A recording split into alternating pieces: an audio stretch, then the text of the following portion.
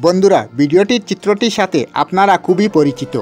আপনারা অনেকেই অনেক জায়গায় এটি দেখে থাকবেন। এই চিত্রতে একজন বালক, একজন বৃদ্ধ এবং একজন বৃদ্ধার ভার নিয়ে চলছেন। কিন্তু আপনারা কি জানেন ইনি কে? ইনি হলেন শ্রবণ কুমার। হ্যাঁ বন্ধুরা, আজকের ভিডিওতে শ্রবণ কুমারের কাহিনী বলতে চলেছি। এই কাহিনীটি রামায়ণের এবং শ্রবণ কুমার হলেন রামায়ণের একটি চরিত্র। তপস্বী দাম্পত্য শান্তনু এবং মলয়ার পুত্র। শ্রবণের পিতামাতা দুজনই অন্ধ ছিলেন। শ্রবণ কুমার পূর্বজন্মে রাজকুমার ছিলেন। অভিশাপের কারণে তিনি অন্ধ মুনির পুত্র হয়ে জন্ম নেন। শ্রবণ কুমার পিতামাতার প্রতি অত্যন্ত অনুগত ও কর্তব্যপরায়ণ ছিলেন। তিনি নিষ্ঠার সাথে অন্ধ বাবা মায়ের সেবা করতেন। তার আত্মত্যাগের সাথে তিনি তার পিতামাতার আজ্ঞা পালন করতেন।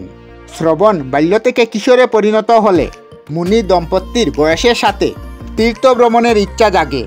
তখন শ্রবণ কুমার দুটি বড় বড় জুড়ি একটি বাঁশের লাঠির সাথে বেঁধে তাদের কাঁধে করে নিয়ে তীর্থ ভ্রমণের উদ্দেশ্যে রওনা দেন।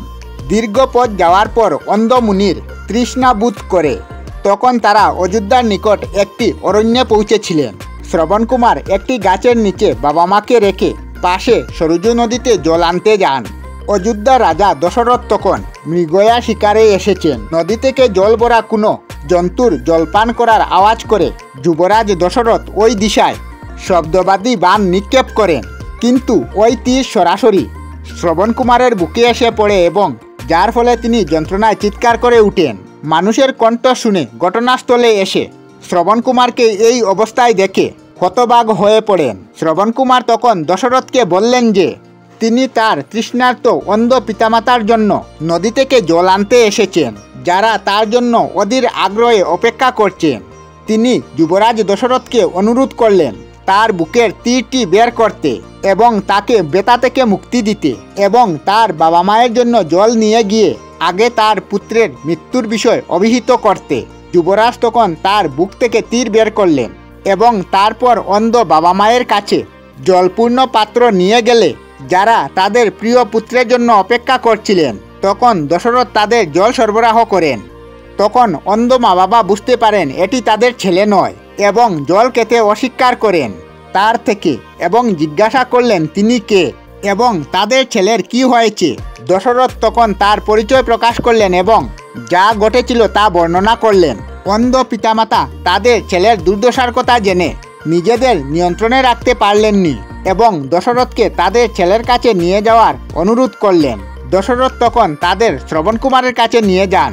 তার পিতামাতাকে দেখে শ্রবণ কুমার বলেন স্বর্গে তাদের জন্য অপেক্ষা করবে এবং তারা যখন স্বর্গে পৌঁছাবে তখন তাদের জন্য পুনরায় সেবা আরম্ভ করবেন।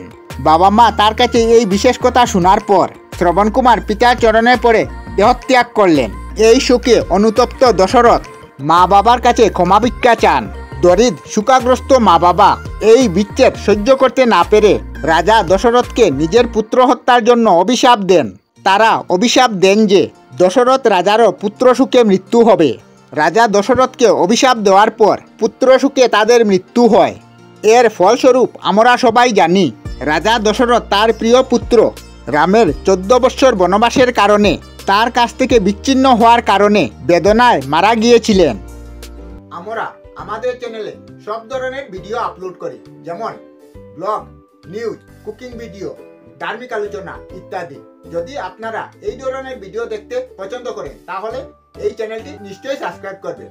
আমি আপনাদের সাথে বিদায়ক না, আজকের মতো বিদায় নিলাম। আর ভিডিওটি ভালো লাগে লাইক, শেয়ার ও কমেন্ট করবেন।